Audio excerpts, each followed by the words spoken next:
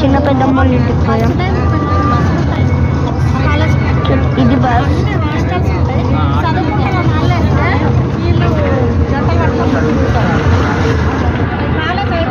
కొంచెం అవుతే మా మమ్మీని చూపిస్తా.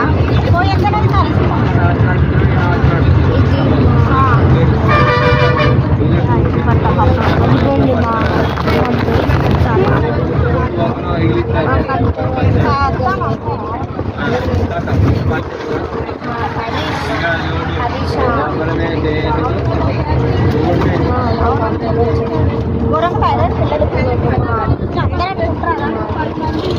ఇప్పుడు చూస్తున్నా మొత్తం అది